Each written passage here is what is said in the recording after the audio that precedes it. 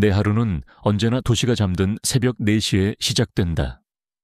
낡은 옥탑방의 차가운 공기를 가르며 울리는 자명종 소리는 꿈의 세계에 머물고 싶은 나의 마지막 미련을 잘라내는 칼날과도 같다. 나는 몸을 일으켜 창밖을 내다본다. 저 멀리 아직 어둠에 잠긴 서울의 빌딩 숲은 거대한 묘비처럼 고요하다. 내 이름은 한소희, 25. 서울의 변두리에 위치한 작은 카페 공간에서 일하는 아무도 알아주지 않는 바리스타다. 차가운 새벽 공기를 맞으며 카페로 향하는 나의 발걸음은 언제나처럼 무겁다. 하지만 굳게 닫힌 카페의 유리문을 열고 안으로 들어서는 순간 세상은 나의 것이 된다. 나는 가장 먼저 조명을 켜고 클래식 라디오를 튼다. 그리고 나의 가장 신성한 의식을 시작한다. 에스프레소 머신을 예열하고 밤새 잠들어 있던 그라인더를 깨우는 일. 드르르륵. 원두가 갈리는 소리는 내 하루를 여는 가장 완벽한 서곡이다. 고소하고 쌉싸름한 원두의 향기가 공기 중에 퍼져나가는 순간 나는 비로소 살아있음을 느낀다. 커피는 나의 직업이자 나의 유일한 열정이고 나의 외로운 꿈이다. 나는 에스프레소를 한 잔 내리고 그 위에 스팀 밀크로 그림을 그리기 시작한다. 오늘은 용의 형상을 그려보고 싶었다.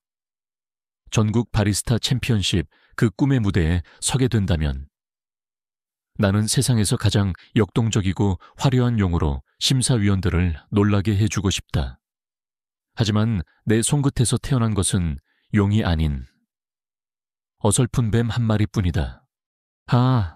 나는 길게 한숨을 쉬고 나의 실패작을 그대로 들이켠다. 씁쓸한 커피 맛이 입안에 퍼진다. 어쩌면 이것이 지금의 내 인생의 맛일지도 모른다. 꿈은 화려하지만 현실은 이토록 쓰기만 하다. 나는 주방 구석에 놓여있던 어제 팔고 남은 크루아상 한 조각으로 간단히 아침을 때운다. 오전 7시 카페 문을 열 시간이다. 나는 오픈 팻말을 걸기 위해 문을 열었다. 그리고 언제나처럼 길 건너편 벤치에 웅크리고 잠들어 있는 한 사람에게 시선을 보낸다. 김 할아버지. 동네 사람들이 그를 그렇게 불렀다. 언제부터인가 우리 동네에 나타나 저 벤치를 자신의 집처럼 여기며 살아가는 노숙자였다. 그의 행사액은 남루했다. 때 묻은 외투. 헝클어진 백발. 세상의 모든 시름을 짊어진 듯 깊게 팬 주름. 하지만 이상하게도 나는 그에게서 비참함보다는 어떤 기품 같은 것을 느끼곤 했다. 마치 모든 것을 잃었지만 마지막 존엄성 하나만은 잃지 않으려는 늙은 사자처럼 나는 조용히 뜨거운 물이 담긴 종이컵과 아침에 내가 먹다 남은 크루아상 반쪽을 들고 길을 건넜다. 그리고 할아버지가 깨지 않도록 벤치 한쪽 끝에 조심스럽게 내려놓았다. 나는 그가 고마워하기를 바라지 않았다. 그저 이 차가운 도시에서 또 하루를 버텨내야 하는 한 영혼에 대한 나만의 작은 예의였다. 할아버지를 볼 때마다 나는 몇 년 전 돌아가신 나의 할아버지를 떠올리곤 했다. 나의 할아버지 역시 저렇게 벤치에 앉아 말없이 세상을 바라보는 것을 좋아하셨다. 나는 조용히 카페로 돌아와 손님 맞을 준비를 했다. 하루 종일 나는 간간히 창밖의 할아버지를 훔쳐보았다. 그는 잠에서 깨어나 내가 놓아둔 물과 빵을 발견하고는 잠시 허공을 바라보았다. 그리고는 아무렇지 않은 듯 천천히 빵을 먹고 물을 마셨다. 바로 그때였다. 내가 처음으로 할아버지의 기이한 행동을 목격한 것은 그는 다 먹고 난 종이컵을 버리려다 발치에 떨어진 낙엽 하나를 주워 들었다. 가을의 끝자락에 매달려 있던 바싹 마른 은행잎이었다. 그는 그 잎사귀를 코끝으로 가져갔다. 그리고는 눈을 감고 아주 깊고 진지하게 그 향기를 들이마셨다. 그것은 단순히 냄새를 맡는 행위가 아니었다. 마치 세계 최고의 소믈리에가 수백 년 된 와인의 향을 음미하듯 그의 모든 표정과 자세에는 경건함과 전문가적인 집중력이 서려 있었다. 그 순간만큼은 그의 얼굴에서 노숙자의 공허함은 사라지고 위대한 장인의 날카로움이 번뜩였다. 하지만 그 순간은 아주 짧았다. 그는 곧 다시 아무 일도 없었다는 듯 무표정한 얼굴로 돌아와 은행잎을 바닥에 버렸다. 아, 뭐지? 나는 그 기묘한 광경에 잠시 넋을 잃었다. 그 후로도 나는 몇 번 더 그의 이상한 행동을 목격했다. 손님이 실수로 떨어뜨린 원두 하나를 줍고는 그것을 손가락으로 부셔 향을 맡아보기도 하고 비가 온 뒤에 흙냄새를 아주 오랫동안 음미하기도 했다. 그의 행동 하나하나는 그가 단지 평범한 노숙자가 아니라는 강렬한 의문을 내 마음속에 심어놓았다. 저 사람은 대체 누구일까? 어떤 사연을 가졌기에 저렇게 길 위에서 살아가게 된 것일까? 시간은 흘러 카페의 마지막 손님이 떠나고 나는 다시 혼자가 되었다. 고된 하루의 끝, 온몸이 쑤셔왔다. 텅 빈 카페 안에는 냉장고에 낮은 소음만이 가득했다. 이 정적의 시간은 나의 꿈과 현실의 거리를 가장 아프게 실감하게 하는 시간이다. 나는 계산대 아래 서랍에서 얼마 전 받아온 전국 바리스타 챔피언십 참가 신청서를 꺼냈다. 하얀 종이 위에 빼곡하게 적힌 글자들이 마치 나를 비웃는 것처럼 느껴졌다. 한소희, 이 작은 카페에 이름 없는 바리스타. 과연 내가 저 화려한 무대에 설 자격이 있을까? 값비싼 장비와 희귀한 원두로 무장한 다른 참가자들 사이에서 내가 가진 것이라고는 커피에 대한 서툰 열정 하나뿐인데 나는 힘없이 신청서를 내려놓고 창밖을 보았다. 김 할아버지가 다시 벤치에 몸을 말고 잠을 청하고 있었다. 나는 그와 나 사이에 기묘한 동질감을 느꼈다. 이 거대한 도시에서 각자의 방식으로 자신의 꿈 혹은 생존을 위해 외롭게 싸우고 있는 두 영혼. 나는 텅 빈 카페를 향해 그리고 길 건너편의 할아버지를 향해 나지막이 속삭였다. 잘 자요, 할아버지. 그것은 그를 향한 인사였지만 동시에 나 자신을 향한 위로이기도 했다. 내일의 태양은 또다시 뜰 것이고 나의 하루는 다시 새벽 4시에 자명종 소리와 함께 시작될 것이다. 그리고 나는 또다시 커피를 내리며 나의 꿈을 향한 외로운 싸움을 계속해 나갈 것이다. 이 지독한 외로움과 불안함의 끝에 과연 무엇이 나를 기다리고 있을까? 나는 그 답을 알 수 없었다. 그 후 몇 주 동안 계절은 가을의 끝자락을 지나 매서운 겨울의 한복판으로 들어섰다. 앙상한 나뭇가지 사이로 회색빛 하늘을 찢을 듯한 칼바람이 불어왔고 사람들은 옷깃을 단단히 여민 채 종종 걸음으로 거리를 지나갔다. 추운 날씨 탓에 내 작은 카페 공간을 찾는 손님들의 발길도 뜸해졌다. 나는 텅 빈 카페 안에서 하얀 입김을 뿜으며 창밖의 스산한 풍경을 바라보는 날이 많아졌다. 창밖길 건너편의 프랜차이즈 카페, 더 커피 페이지는 다른 세상처럼 보였다. 통유리 안쪽은 따뜻한 오렌지색 조명으로 가득했고 값비싼 외투를 입은 손님들이 끊임없이 드나들며 웃고 떠들었다. 나는 그 풍경을 보며 성공과 실패의 거리가 고작 이 좁은 2차선 도로 하나에 불과하다는 사실에 씁쓸한 미소를 짓곤 했다. 저곳의 주인인 박 사장은 아마 나 같은 작은 카페 주인은 신경조차 쓰지 않을 것이다. 매서운 추위 속에서도 나의 아침 의식은 계속되었다. 나는 그 어느 때보다도 뜨거운 물과 갓 구운 빵 한 조각을 들고 길을 건넜다. 이런 날씨에 길 위에서 밤을 보내야 하는 김 할아버지의 고통은 상상조차 하기 힘들었기 때문이다. 할아버지는 언제나처럼 말없이 그것을 받고 해가 잘 드는 곳을 찾아 천천히 몸을 녹이셨다. 그 모습은 내 팍팍한 일상 속 작은 위안이자 내가 인간이기를 포기하지 않게 만드는 이유였다.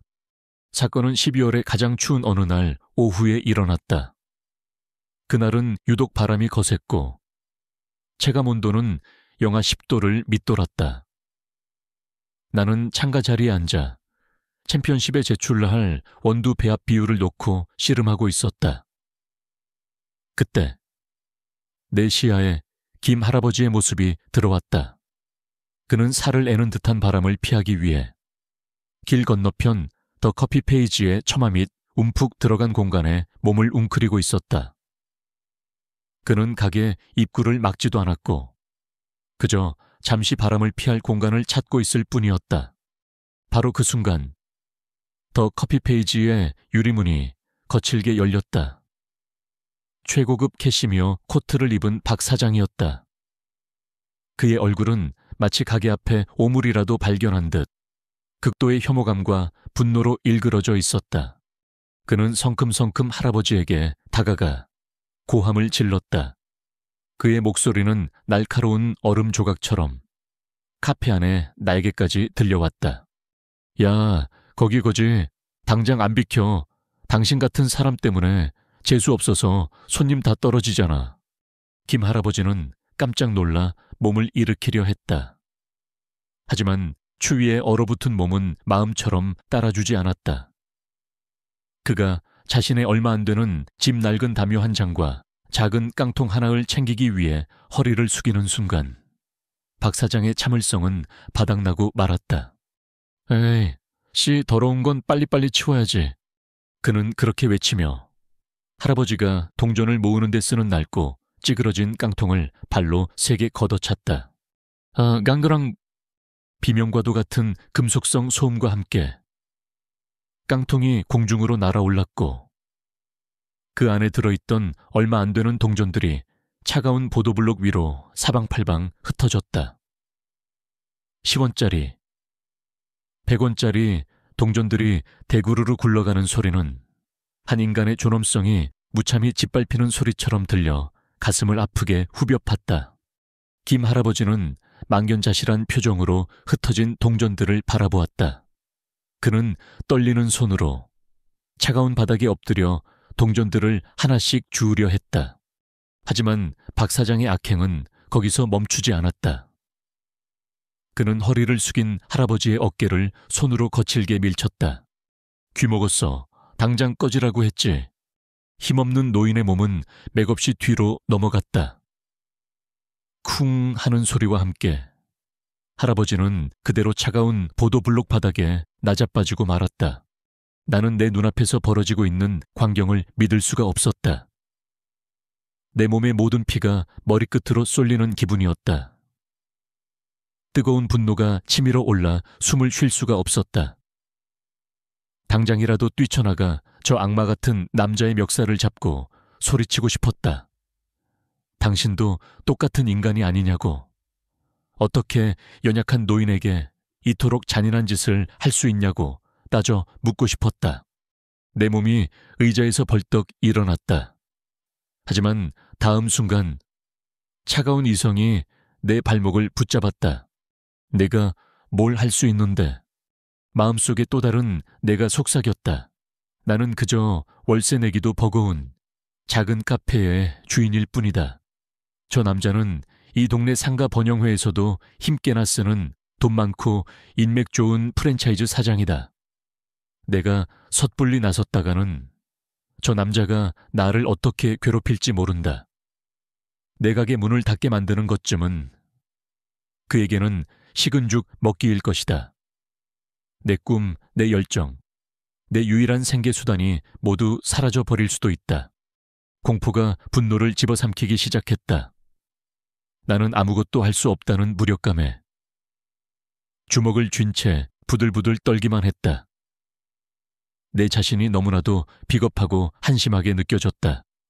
내가 그렇게 내면의 싸움을 벌이고 있는 동안 박 사장은 바닥에 쓰러진 할아버지를 향해 경멸의 침을 한번 키위 뱉고는 마치 대단한 일이라도 한 것처럼 의기양양하게 자신의 따뜻하고 안락한 가게 안으로 사라졌다. 바로 그 모습이 내 안에 마지막 이성의 끈을 끊어버렸다. 그래, 내 가게가 망하면 어때? 내 꿈이 좌절되면 또 어때? 하지만 저것은 아니었다. 인간으로서 저것은 절대로 아니었다.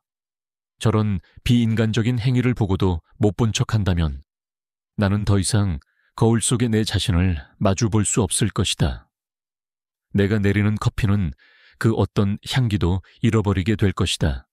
나는 계산대에 놓여있던 내 외투를 집어들었다. 그리고 카페 문을 박차고 나갔다. 차가운 겨울바람이 내 뺨을 때렸지만 내 마음속의 불길에 비하면 아무것도 아니었다. 나는 길을 건너 쓰러져 있는 김 할아버지에게로 달려갔다. 주변을 지나가던 몇몇 사람들이 안타까운 눈으로 쳐다볼 뿐 누구 하나 선뜻 나서는 사람이 없었다. 나는 할아버지 앞에 무릎을 꿇었다. 할아버지, 괜찮으세요? 어디 다치신 데는 없으세요? 할아버지는 대답 대신 텅 빈 눈으로 나를 한번 쳐다보고는 다시 바닥에 흩어진 동전들로 시선을 돌렸다. 나는 그의 눈에서 아픔보다 더 깊은 체념과 슬픔을 보았다. 나는 더 이상 아무 말도 하지 않았다.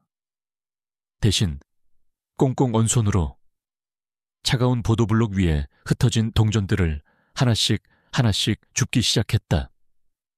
10원, 50원, 100원. 그것은 돈이 아니었다. 그것은 할아버지의 짓밟힌 자존심의 파편들이었다. 내가 동전을 다 주어 그의 낡은 깡통에 담아들이자 할아버지의 텅 빈 눈동자가 아주 희미하게 흔들렸다. 나는 그의 마른 팔을 조심스럽게 부축해 일으켰다. 할아버지, 일어나세요. 제 가게로 들어가요. 날이 너무 추워요. 들어가셔서 따뜻한 것 좀 드시고 몸 좀 녹이셔야죠. 할아버지는 아무 말 없이 내가 이끄는 대로 힘없이 몸을 맡겼다. 내가 할아버지를 부축하고 길을 건너 내 작은 카페로 들어서는 순간 나는 길 건너편 더 커피 페이지의 통유리창 너머에서 나를 노려보고 있는 박 사장의 싸늘한 시선을 느꼈다. 그의 눈빛은 내까짓게 감히라고 말하고 있었다. 나는 그의 시선을 피하지 않았다. 대신 그를 똑바로 마주 보았다. 나의 눈빛은 그에게 이렇게 말하고 있었다. 그래, 나 같은 게 감히. 그리고 이건 시작일 뿐이야. 나는 카페 문을 닫았다. 할아버지를 가장 따뜻한 난로 옆자리에 앉혀드렸다. 카페 안을 가득 채운 커피 향기가 할아버지의 몸과 함께 나의 두려움에 떨던 마음도 조금은 녹여주는 듯 했다. 나는 그를 위해 가장 향이 좋은 원두를 갈기 시작했다. 나는 아직 몰랐다. 내가 내린 이 작은 결정이 내 인생과 할아버지의 인생, 그리고 저 오만한 남자의 인생을 송두리째 뒤바꿔 놓을 거대한 폭풍의 시작이 될 것이라는 사실을. 나는 그저 인간으로서 마땅히 해야 할 일을 했을 뿐이었다. 조용했던 나의 세상에 이제 막 거대한 전쟁의 서막이 오르고 있었다. 그날 밤 나는 카페 문을 닫지 않았다. 나는 작은 난로를 피우고 가장 푹신한 의자를 내어주며 김 할아버지가 하룻밤의 추위를 피할 수 있도록 해드렸다. 그는 아무 말 없이 그저 고개를 한번 끄덕였을 뿐이지만 나는 그의 지친 눈 속에서 아주 희미한 감사의 빛을 읽을 수 있었다. 그날 밤 우리 사이에는 말없는 유대가 생겨났다. 그것은 동정심을 넘어선 세상의 부조리에 함께 맞서기로 한 작고 연약한 두 영혼의 위태로운 동맹이었다. 다음 날 아침 나는 잠에서 깬 할아버지를 위해 따뜻한 수프를 끓였다. 그는 여전히 말이 없었다. 그저 조용히 수프를 비우고 내가 어제 그를 위해 마련해준 구석자리에 조용히 앉아 창밖을 바라볼 뿐이었다. 그의 침묵은 편안했지만 동시에 나는 깊은 불안감에 휩싸여 있었다. 길 건너편 더 커피 페이지의 박 사장이 언제 어떤 방식으로 내게 보복을 해올지 몰랐기 때문이다. 나는 온종일 가슴을 졸이며 길 건너편의 동태를 살폈다. 며칠이 흘렀다. 박 사장은 예상외로 아무런 움직임도 보이지 않았다. 김 할아버지는 그 며칠 동안 자연스럽게 나의 작은 카페 공간의 일부가 되어갔다. 그는 손님들에게 어떤 방해도 주지 않았다. 그저 창가 구석 자리에 앉아 조용히 오가는 사람들을 구경하거나 꾸벅꾸벅 졸거나 혹은 내가 커피를 내리는 모습을 묵묵히 지켜볼 뿐이었다. 나의 전국 바리스타 챔피언십 준비는 점점 더 벽에 부딪히고 있었다. 특히 대회에서 선보일 나만의 시그니처 블렌드를 만드는 과정은 절망적이었다. 나는 요즘 가장 유행하는 에티오피아 예가체프 원두와 케냐 AA 원두를 섞어 화려한 산미와 풍부한 바디감을 동시에 구현해내려 애썼다. 하지만 내가 만든 커피는 언제나 무언가 부족했다. 산미는 너무 날카롭기만 했고 바디감은 텁텁하게 혀에 남았다. 수십 번의 실패 끝에 나는 좌절감에 빠져 머리를 쥐어뜯었다. 바로 그때였다. 구석에서 조용히 나를 지켜보던 김 할아버지가 자리에서 일어나 비틀거리는 걸음으로 내게 다가왔다. 그는 아무 말 없이 내가 늘어놓은 여러 원두 봉투들 사이를 지나쳤다. 그리고는 내가 거들떠보지도 않던 한쪽 구석의 과테말라 안티구아 원두 봉투를 손가락으로 가리켰다. 나는 의아한 표정을 지었다. 과테말라 안티구아는 훌륭한 원두였지만 요즘 유행하는 화려한 스페셜티 커피에 비하면 너무나 평범하고 고전적인 맛이었다. 이걸로 대회의 심사위원들을 만족시킬 수 있을 리가 없었다. 할아버지는 나의 그런 생각을 읽기라도 한 듯 다시 한번 봉투를 툭툭 쳤다. 그리고는 자신의 손가락으로 내가 쓰던 것보다 훨씬 더 굵은 입자를 만들어 보였다. 그라인더의 분쇄도를 더 굵게 조절하라는 뜻이었다. 이어서 그는 물이 끓고 있는 포트를 가리키고는 손으로 부채질을 하는 신용을 했다. 물 온도를 조금 더 낮추라는 의미였다. 나는 완전히 혼란스러웠다. 그가 말하는 모든 것은 내가 지난 몇 년간 커피 전문 서적과 유명 바리스타들의 세미나에서 배웠던 모든 이론을 정면으로 거스르는 것이었다. 더 굵은 분쇄도와 낮은 온도의 물은 커피의 성분을 충분히 추출하지 못해 밍밍한 맛을 낼 뿐이라고. 나는 그렇게 배웠다. 하지만 그의 눈빛은 이상한 확신에 차 있었다. 나는 그의 눈을 보며 며칠 전 그가 낙엽의 향기를 맡던 그 진지한 표정을 떠올렸다. 믿져야 본전이라는 생각, 그리고 지푸라기라도 잡고 싶은 절박한 심정에 나는 그의 조언을 딱 한 번만 따라보기로 했다. 나는 반신반의하며 과테말라 원두를 그가 알려준 대로 굵게 갈았다. 그리고 물 온도를 평소보다 5도 정도 낮췄다. 드리퍼에 원두를 담고 천천히, 아주 천천히 물을 붓기 시작했다. 그 순간 기적이 일어났다. 이전과는 전혀 다른 아주 깊고 풍부한 향기가 카페 안을 가득 채우기 시작했다. 그것은 단순한 커피 향이 아니었다. 잘 익은 흑설탕의 달콤한 향기, 다크 초콜릿의 쌉싸름한 향기, 그리고 비온 뒤의 숲속을 연상시키는 흙냄새가 뒤섞인 아주 복합적이고 매혹적인 향기였다. 나는 떨리는 손으로 갓내린 커피를 잔에 따랐다. 짙은 갈색의 커피는 루비처럼 맑은 빛을 띠고 있었다. 나는 조심스럽게 한 모금을 마셨다. 나는 내 혀를 의심했다. 내가 알던 과테말라 커피의 맛이 아니었다. 날카로운 신맛은 부드러운 산미로 바뀌어 있었고 텁텁한 뒷맛 대신 입안 전체를 감싸는 묵직하고 깨끗한 바디감이 느껴졌다. 그리고 목으로 넘어간 뒤에는 깊고 긴 여운의 단맛이 은은하게 피어올랐다. 이것은 내가 평생 마셔본, 아니, 상상해본 그 어떤 커피보다도 완벽했다. 나는 충격에 빠져 할아버지를 쳐다보았다. 그는 그저 만족스럽다는 듯 아주 희미하게 고개를 한번 끄덕이고는 다시 자신의 구석자리로 돌아가 버렸다. 마치 자신은 아주 당연한 일을 했을 뿐이라는 듯이. 나는 그날 이후 그를 스승으로 모시기로 마음먹었다. 그는 여전히 말이 없었지만 내가 연습을 할 때마다 내 곁에 다가와 한두 마디의 단어나 손짓으로 나아갈 길을 알려주었다. 물줄기, 더 가늘게, 시간 3초만 더. 그의 조언은 언제나 짧고 비밀스러웠지만 그 결과는 언제나 마법과도 같았다. 나의 커피 실력은 하루가 다르게 일취월장했다. 나의 작은 카페에는 조금씩 변화가 생기기 시작했다. 단골 손님들은 내 커피 맛이 완전히 달라졌다며 칭찬을 아끼지 않았다. 그들의 입소문을 타고 멀리서 찾아오는 손님들도 하나둘씩 생겨났다. 하지만 나의 이 작은 성공은 길 건너편 박 사장의 심기를 건드리고 말았다.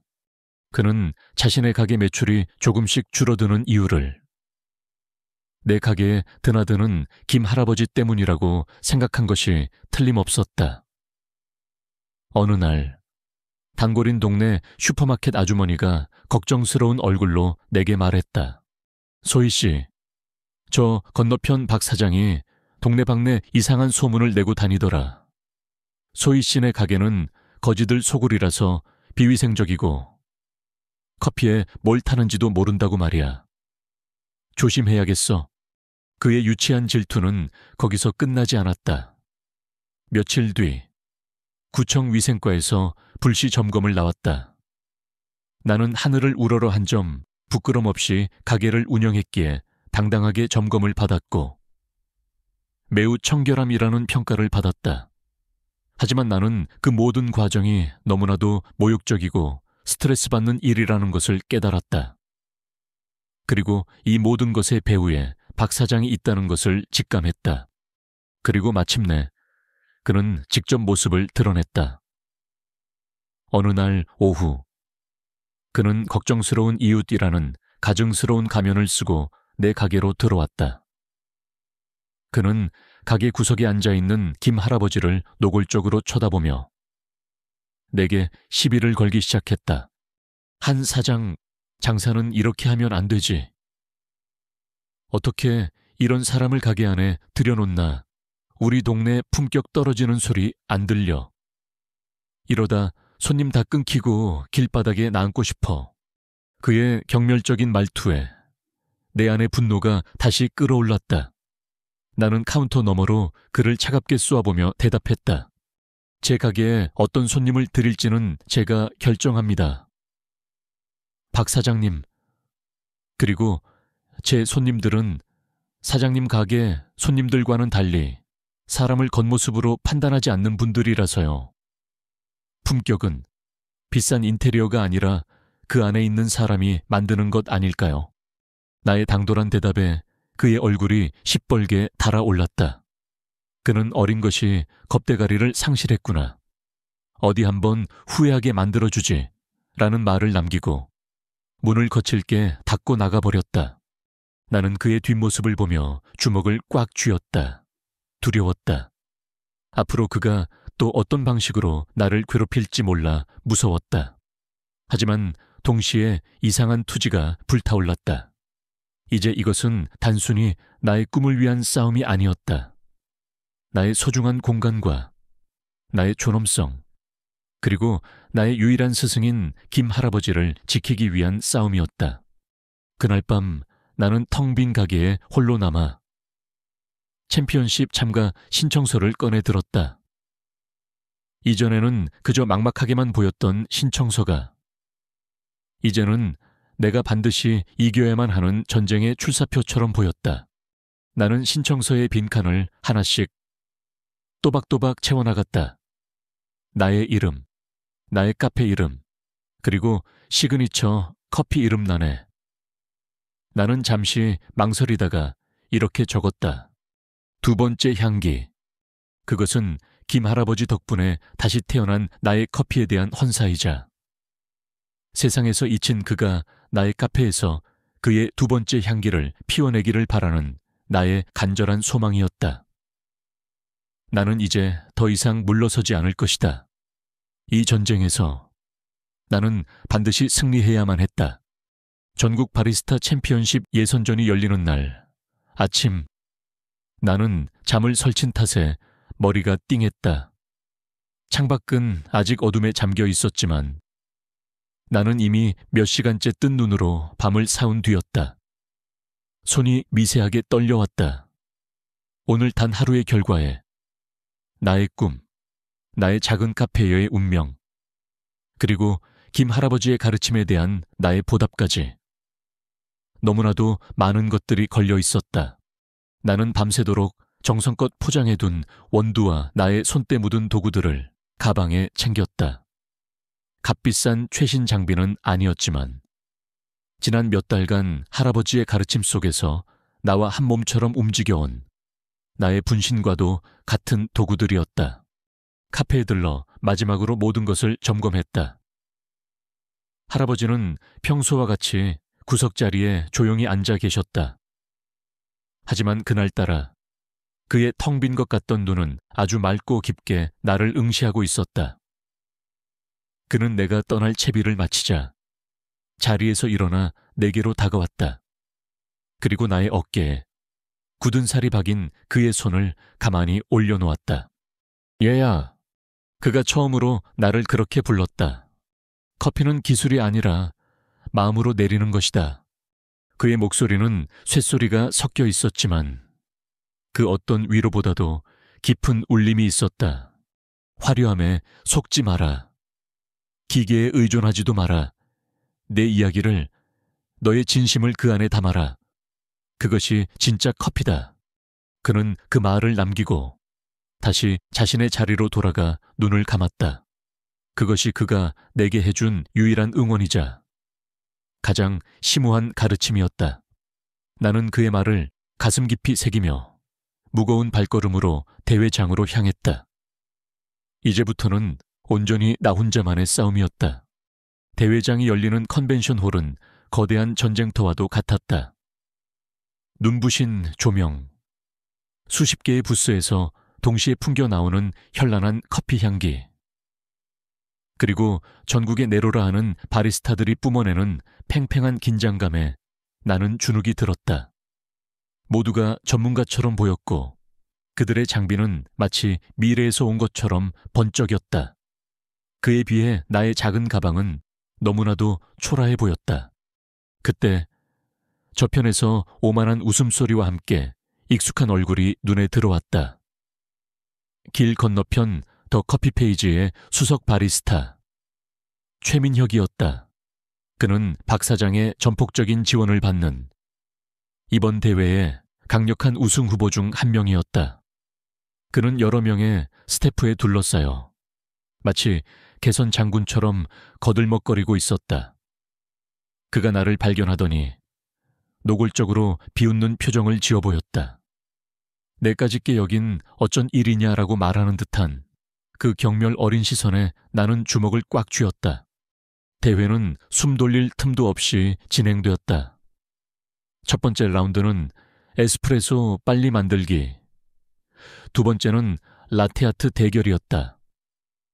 나는 할아버지의 가르침 덕분에 이전보다 훨씬 안정된 실력을 선보일 수 있었지만 화려한 기술을 자랑하는 다른 참가자들 사이에서는 크게 두각을 나타내지 못했다. 나는 간신히 아주 아슬아슬하게 커트라인을 통과해 그날의 마지막 라운드인 시그니처 음료 경연에 진출했다. 시그니처 음료 경연의 주제는 이야기가 있는 커피였다. 제한 시간은 단 15분. 그 안에 4명의 심사위원을 위한 4잔의 동일한 음료를 만들고 자신의 커피에 담긴 이야기를 발표해야만 했다. 나의 순서는 거의 마지막이었다. 나는 무대 아래에서 다른 참가자들의 현란한 퍼포먼스를 숨죽여 지켜보았다. 그리고 마침내 나의 가장 강력한 라이벌인 최민혁의 차례가 되었다. 그는 무대 위에서 한 편의 쇼를 펼쳤다. 그는 드라이 아이스를 이용해 신비로운 안개를 만들어내고 화학실험실에서나 볼 법한 사이폰 추출 기구로 커피를 내렸다. 그의 손놀림은 한치의 오차도 없이 정확하고 화려했다. 저의 시그니처 커피, 해체된 영혼입니다. 그는 자신감 넘치는 목소리로 발표를 시작했다. 저는 이 커피를 통해 포스트 모더니즘 시대에 파편화된 현대인의 영혼을 해체하고 그 본질을 재구성하는 과정을 표현하고자 했습니다. 에티오피아 원두의 산미는 도시의 고독을, 인도네시아 원두의 흙내음은 원초적 자아를 상징하며 그의 발표는 현학적이고 어려웠지만 심사위원들은 그의 기술적인 완성도와 대담한 콘셉트에 깊은 인상을 받은 듯 연신 고개를 끄덕였다. 그가 커피를 제출하자 심사위원들은 극찬을 아끼지 않았다.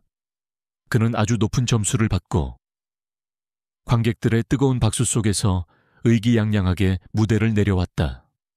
그는 내려오면서 다음 차례인 나를 보며 다시 한번 비릿한 미소를 지어 보였다. 그 미소는 게임은 끝났다고 말하고 있었다.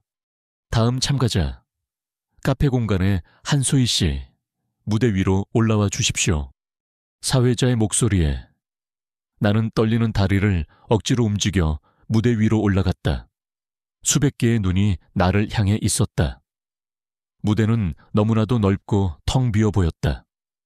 심사위원들의 표정은 이미 최민혁의 화려한 쇼에 만족한 듯 조금은 지쳐 보이기까지 했다.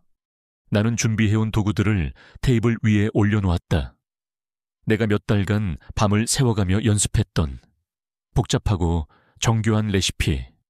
하지만 최민혁의 퍼포먼스를 보고 난 후 나의 레시피는 그저 그의 어설픈 아류작처럼 느껴졌다. 심장이 미친 듯이 뛰고 머릿속이 하얗게 비어버렸다. 망했다.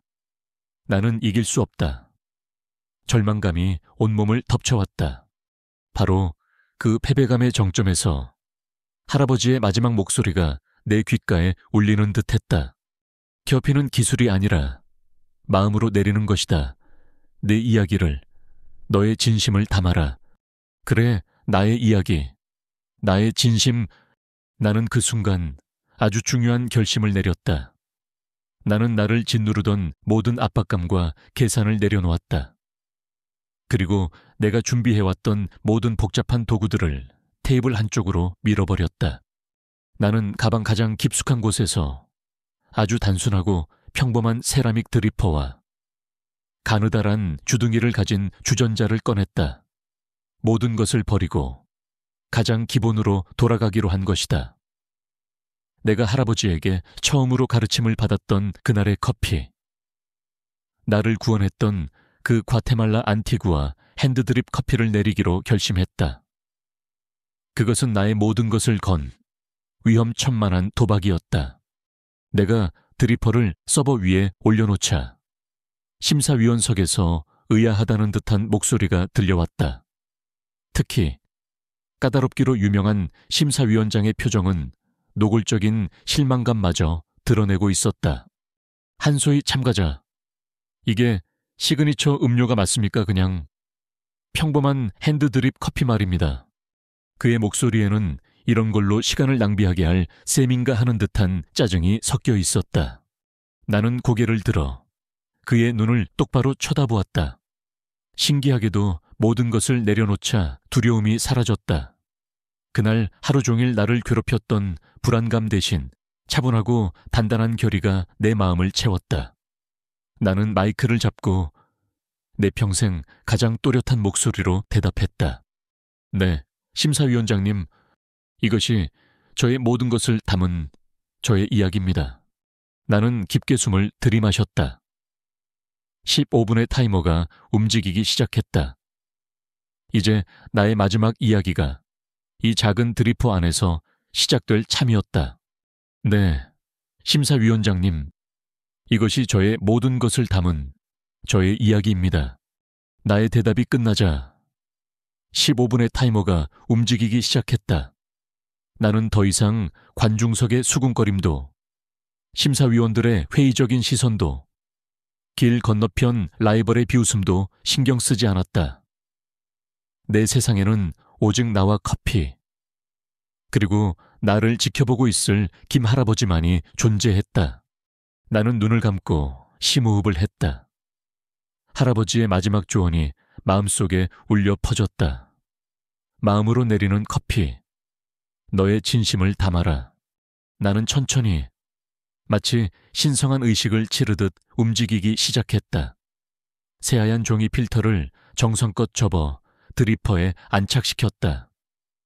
내가 직접 고른 과테말라 안티구아 원두를 핸드밀에 넣고 천천히 손잡이를 돌렸다. 서걱서걱 기계의 소음이 아닌 내 손의 힘으로 원두가 부서지는 정직한 소리가 조용한 무대 위에 울려 퍼졌다.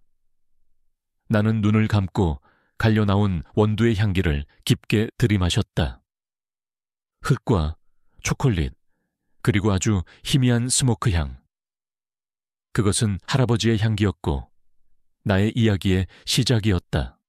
나는 가느다란 주둥이를 가진 주전자를 들고 드리퍼 중앙에 천천히 물을 붓기 시작했다.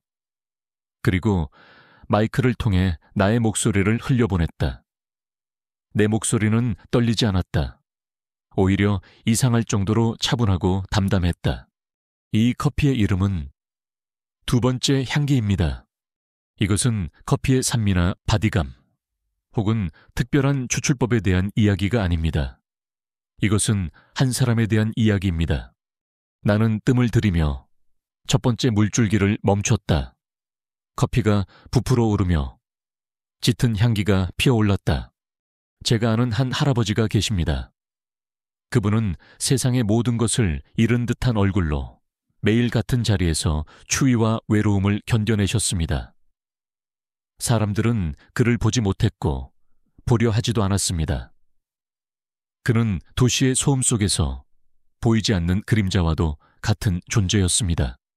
나는 다시 가느다란 물줄기를 나선형으로 그리며 천천히 부어내렸다. 나의 모든 움직임은 커피와 그리고 나의 이야기와 하나가 되어 있었다. 그러던 어느 한겨울의 오후 한 남자가 나타났습니다. 그는 자신의 편안함을 위해 할아버지의 마지막 남은 작은 공간마저 빼앗으려 했습니다. 그는 할아버지를 모욕했고 할아버지의 얼마 안 되는 동전이 담긴 깡통을 발로 찼습니다. 그리고 마지막에는 힘없는 그 노인을 차가운 바닥으로 밀쳐 넘어뜨렸습니다. 내 목소리가 살짝 떨렸다. 그날의 분노와 슬픔이 다시 떠올랐다. 객석이 조용히 술렁였다. 이것은 바리스타 경연 대회에서 단 한 번도 나온 적 없는 지극히 개인적이고 날 것 그대로의 이야기였다. 저는 그날 보았습니다. 할아버지가 잃어버린 것이 단지 몇 푼의 동전이 아니라는 것을, 그것은 세상에 대한 마지막 남은 믿음, 그리고 한 인간으로서의 최소한의 존엄성이었습니다. 그가 바닥에 흩어진 동전들을 주우려던 그 절망적인 모습을 저는 평생 잊지 못할 겁니다. 어느새 커피 추출이 끝나가고 있었다. 나는 마지막 물줄기까지 정성을 다해 부어내리고 드리퍼를 치웠다. 짙은 갈색의 커피가 담긴 서버에서 따뜻하고 깊은 향기가 피어올랐다. 저는 그를 위해 제가 할 수 있는 유일한 것을 했습니다.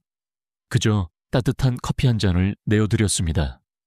지금 여러분 앞에 놓일 이 커피는 바로 그날 30년의 세월처럼 길고 추웠던 그의 겨울을 끝내고 얼어붙었던 그의 마음에 다시 향기를 피워낸 바로 그 두 번째 향기입니다. 나는 따뜻하게 데워진 4개의 도자기 잔에 완성된 커피를 똑같이 나누어 담았다.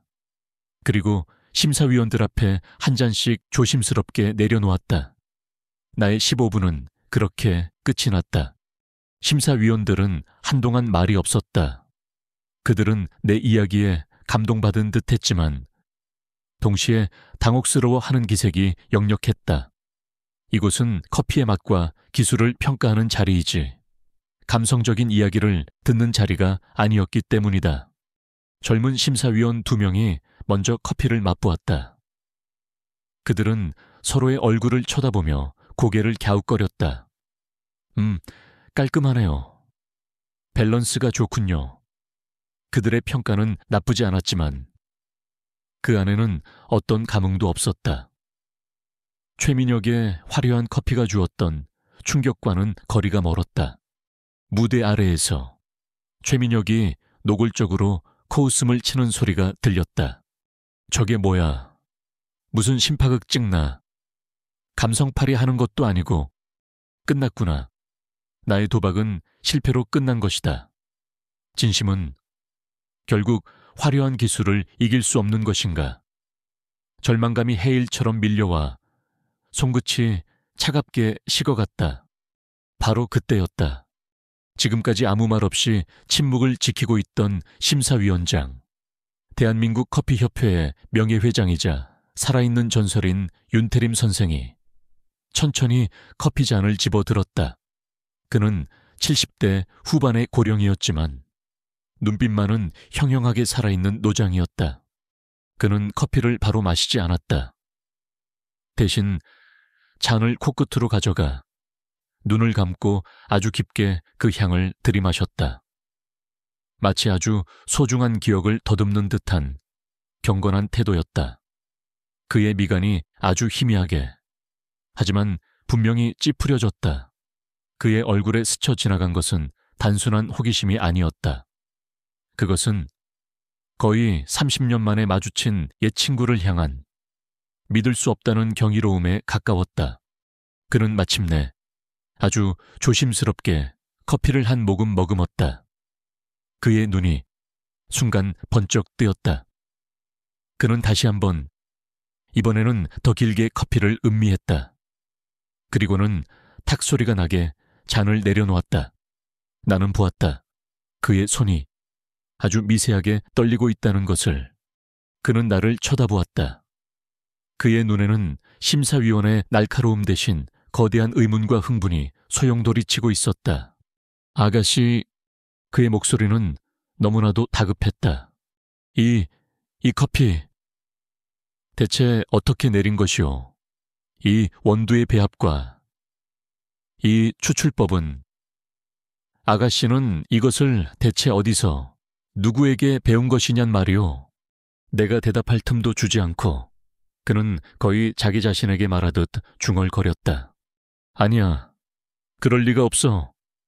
30년인데, 30년이나 지났는데 이 맛이 다시 나타날 리가. 다음 순간 그는 자리에서 벌떡 일어났다. 그의 행동에 모든 사람들이 깜짝 놀랐다. 그는 자신의 앞에 놓인 커피잔을 손가락으로 가리키며 연 회장 전체가 떠나갈 듯한 목소리로 외쳤다. 이 맛은 이 흙내음과 초콜릿의 완벽한 조화. 그리고 혀끝을 감싸다 아련하게 사라지는 이 은은한 단맛의 여운. 이것은 그는 감정을 주체하지 못하고 잠시 말을 잇지 못했다. 그리고 마침내 대한민국 커피 역사를 뒤흔들 한마디를 내뱉었다.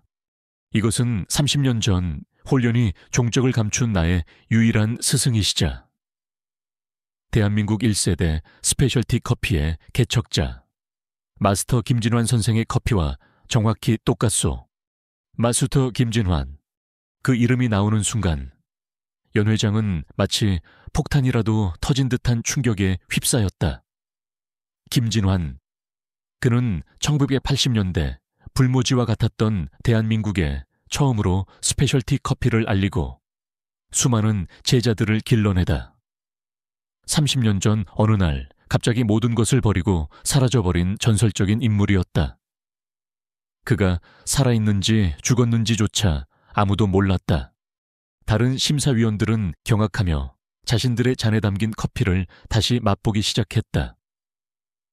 그들의 얼굴에는 이전의 의아함 대신 이제야 비로소 위대한 유산을 맛본 자의 경이로움과 황홀함이 떠올랐다. 기자석에서는 노트북 자판을 미친 듯이 두드리는 소리가 울려 퍼졌다. 나는 그 모든 혼란의 한가운데서 완전히 멍한 상태로 서 있었다. 김 할아버지가 그 전설의 마스터 김진환이라고 그제야 모든 조각이 맞춰졌다. 낙엽의 향기를 맡던 그의 기이한 행동. 군더더기 없지만 핵심을 꿰뚫던 그의 조언들. 모든 것이 이해가 되었다. 심사위원장 윤태림 선생이 눈물이 그렁그렁한 눈으로 나에게 다가왔다. 아가씨, 제발 말해주시오. 김진환 선생님, 나의 스승님, 지금 어디에 계신 것이오? 나는 아무 대답도 할 수 없었다.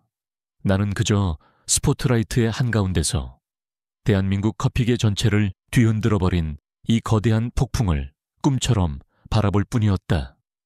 내가 내린 진심 어린 커피 한 잔이 잊혔던 전설을 현재로 소환해낸 것이다. 심사위원장의 마지막 한마디는 조용했던 호수에 떨어진 거대한 바윗덩어리와도 같았다. 대한민국 커피의 전설, 마스터 김진환.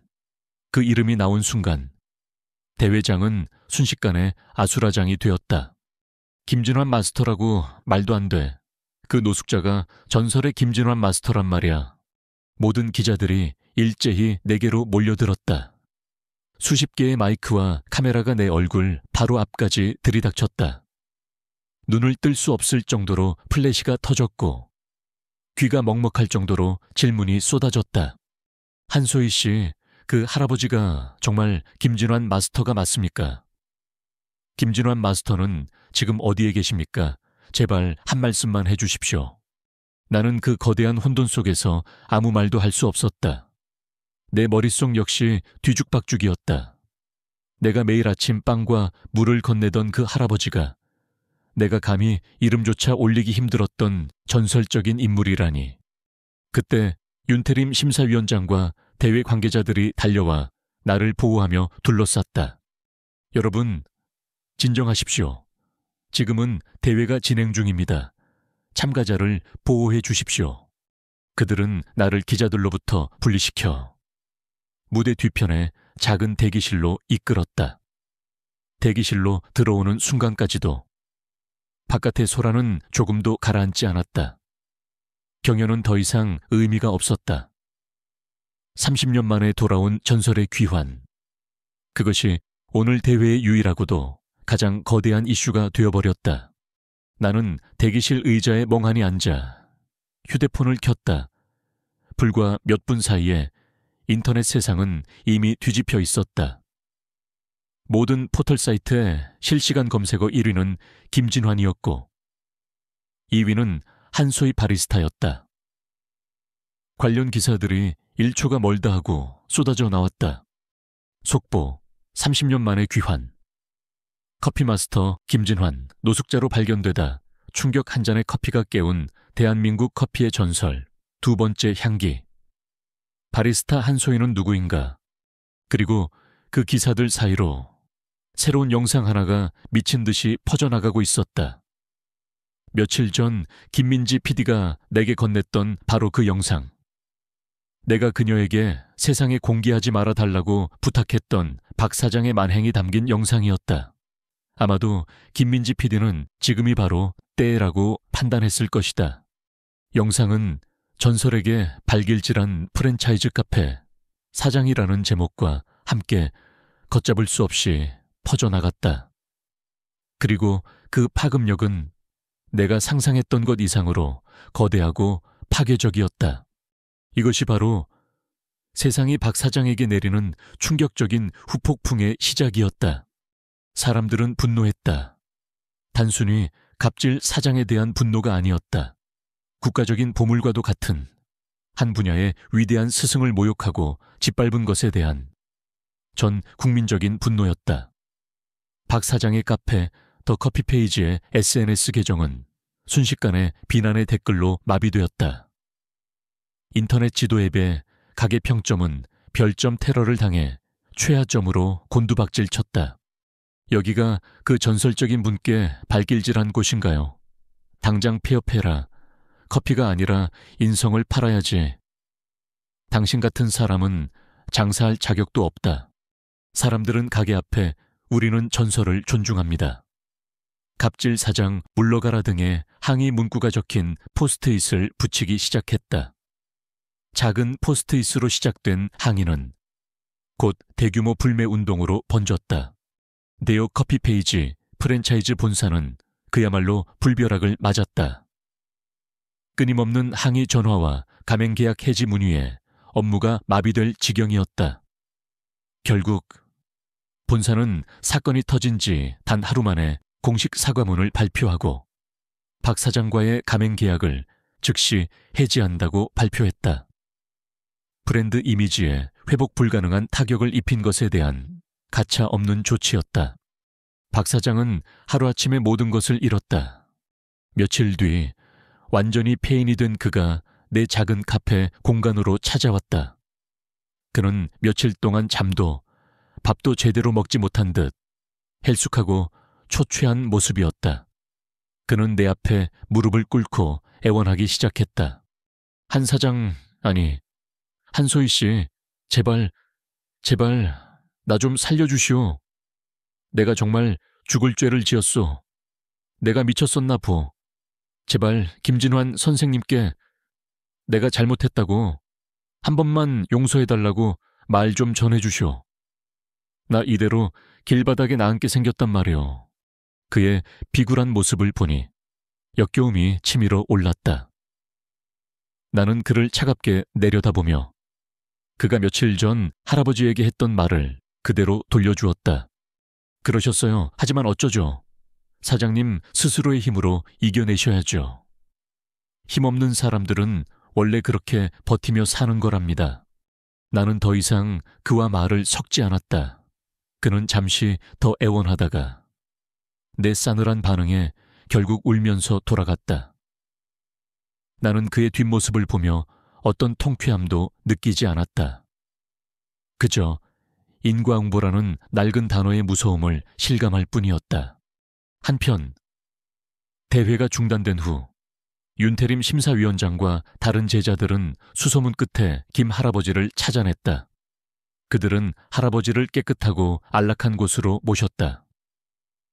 30년 만에 스승과 재회한 제자들은 할아버지의 남루한 행색을 보며 모두 눈물을 흘렸다고 했다. 나는 당연히 그해 바리스타 챔피언십의 우승자가 되었다. 나의 이름과 나의 커피 두 번째 향기는 대한민국 커피계의 새로운 신화가 되었다. 우승 이후 나는 수많은 대기업과 투자자들로부터 셀 수 없이 많은 제안을 받았다. 내 이름을 건 프랜차이즈 카페를 열자는 제안, 거액의 계약금을 줄 테니 자신들의 회사로 와달라는 제안 등 그들의 제안을 받아들인다면 나는 아마 단숨에 돈방석에 앉게 될 터였다. 나는 그 모든 제안서를 들고 이제는 김진환 선생님이라고 불러야 할 할아버지를 찾아갔다. 그는 깨끗하게 면도를 하고 몸에 잘 맞는 옷을 입고 계셨다. 더 이상 노숙자의 모습은 찾아볼 수 없었지만 여전히 깊은 슬픔과 고독을 간직한 눈빛은 그대로였다. 나는 그에게 내가 받은 제안들에 대해 이야기했다. 그는 조용히 내 이야기를 듣고는 나지막이 물었다. 얘야, 너는 어떤 커피를 만들고 싶으냐? 나는 그의 질문에 내가 진정으로 원했던 것이 무엇인지를 깨달았다. 나는 돈을 벌기 위해 커피를 시작한 것이 아니었다. 나는 그저 나의 커피 한 잔이 누군가에게 작은 위로와 행복이 되기를 바랐을 뿐이다. 나는 모든 대기업의 제안을 거절했다. 대신 윤태림 심사위원장과 뜻을 함께하는 몇몇 분들의 소박한 투자를 받아 새로운 공간을 만들기로 결심했다. 그것은 단순히 커피를 파는 곳이 아니었다. 과거의 나처럼 재능은 있지만 기회가 없는 청년들을 위한 무료 바리스타 교육센터, 그리고 그곳에서 나오는 수익의 일부는 길 위에 또 다른 김진환 선생님들을 돕는 노숙자 쉼터에 기부하는 곳. 그것이 내가 진정으로 만들고 싶었던 공간이었다. 몇 달 후 나와 김진환 선생님은 아직 페인트 냄새가 채가시지 않은 새로운 카페의 빈 공간에 마주 앉아 있었다. 나는 그를 위해 우리가 처음 만났던 그날의 과테말라 커피를 내리고 있었다. 할아버지, 아니, 선생님, 이제는 여쭤봐도 될까요? 나는 조심스럽게 입을 열었다. 왜 30년이라는 긴 시간 동안 그렇게 길 위에서 사셨던 건가요? 그리고 왜 다시 커피를 시작하신 거예요? 그는 창밖을 바라보며 아주 오랫동안 말이 없었다. 그리고 마침내 그의 깊고 슬픈 이야기가 시작되었다. 나에게는 아내와 어린 딸이 있었다. 나는 그들을 세상에서 가장 사랑했지. 하지만 나의 명성이 높아질수록 나는 점점 더 가족에게 소홀해졌어. 대회 준비와 사업 때문에. 나는 그 아이들의 가장 소중한 순간들을 함께 해주지 못했지. 그의 목소리가 가늘게 떨렸다. 그러던 어느 날 내가 해외 출장을 간 사이에 집에 불이 났다. 아내와 딸은 빠져나오지 못했어. 모든 것이 나의 잘못이었다. 나의 성공에 대한 집착이 내 가족을 죽인 것이나 다름없었지. 그날 이후 나는 모든 것을 버렸다. 커피도, 명성도, 나 자신도 커피 향을 맡을 때마다 죄책감에 숨을 쉴 수가 없었으니까. 나는 아무 말도 할 수 없었다. 그의 고통의 깊이를 감히 짐작할 수조차 없었다. 지난 30년간 내 마음과 혀는 얼음장처럼 차갑게 얼어붙어 있었다. 세상 모든 것이 무의미했지. 그런데 그는 나를 돌아보았다. 그의 눈에는 아주 희미한 따뜻한 빛이 감돌고 있었다. 그날 네가 끓여준 그 따뜻한 커피 한 잔이 30년 만에 처음으로 얼어붙었던 내 마음을 녹여주었기 때문이다. 그 안에 담겨있던 너의 그 순수한 진심이 지옥 속에 갇혀있던 나를 다시 세상으로 불러내준 게야. 그의 고백에 나는 뜨거운 눈물을 흘렸다. 나의 작은 친절이 한 위대한 영혼을 구원한 것이다. 그리고 그의 위대한 영혼이 보잘것없던 나의 꿈을 구원해 주었다. 우리는 그렇게 서로의 구원자가 되어 새로운 시작을 함께하게 된 것이다. 그로부터 2년 후 나의 하루는 여전히 새벽 4시에 시작되지만 더 이상 차가운 옥탑방의 공기를 가르며 일어나지는 않았다. 나는 작지만 아늑한 나만의 공간에서 눈을 떴다. 창밖으로 보이는 풍경 역시 잿빛 빌딩 숲이 아닌 푸른 나무와 작은 정원이 있는 풍경으로 바뀌어 있었다. 나의 새로운 카페. 두 번째 향기는 성공적이었다. 하지만 그것은 돈을 많이 버는 상업적인 성공이 아니었다. 이곳은 커피를 사랑하는 사람들의 성지가 되었고 꿈을 꾸는 청년들의 희망이 되었으며 지친 영혼들이 위로를 받는 따뜻한 공간이 되었다. 카페는 언제나 좋은 커피향과 나무와 책의 냄새, 그리고 사람들의 온기로 가득 차 있었다. 나는 더 이상 외로운 바리스타가 아니었다. 나는 이제 한소희 대표님, 혹은 한 선생님으로 불렸다. 내 옆에는 언제나 든든한 나의 스승, 김진환 선생님이 계셨다. 그는 더 이상 길 위의 노숙자가 아니었다. 그는 대한민국 커피계에 존경받는 거목이자 길 잃은 청춘들의 자상한 할아버지로 돌아와 있었다. 그의 눈에서는 더 이상 과거의 그늘을 찾아볼 수 없었다. 평온과 지혜, 그리고 따뜻한 애정이 그 자리를 대신하고 있었다. 그는 직접 커피를 내리지는 않았지만 매일 카페에 나와 내가 아이들을 가르치는 모습을 조용히 지켜보셨다. 그의 존재만으로도 이 공간은 세상 그 어떤 곳보다 권위 있는 커피 아카데미가 되었다.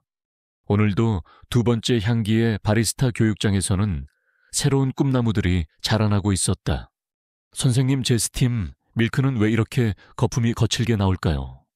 보육원에서 막 퇴소하여 세상에 첫 발을 내디딘 민준이라는 아이였다. 재능은 있지만 자신감이 부족하고 늘 위축되어 있는 모습이 꼭 과거의 나를 보는 것 같아 마음이 쓰이는 아이였다. 나는 그의 옆으로 다가가 그의 손을 부드럽게 잡아주었다. 민준아, 기계에 너무 의존해서 그래. 우유의 온도가 변하는 걸 손으로 느껴봐. 소리가 달라지는 걸 귀로 듣고. 커피는 기계가 아니라 너의 오감으로 만드는 거란다. 나는 기술적인 조언 대신 할아버지가 나에게 해주셨던 것처럼 커피를 대하는 마음에 대해 이야기해 주었다. 그리고 가장 중요한 건 네가 왜 바리스타가 되고 싶었는지를 잊지 않는 거야. 너는 어떤 커피를 만들고 싶어? 너의 커피에 어떤 이야기를 담고 싶니? 나의 질문에 민준이는 한참 동안 말이 없었다. 그러다 아주 작은 목소리로 대답했다.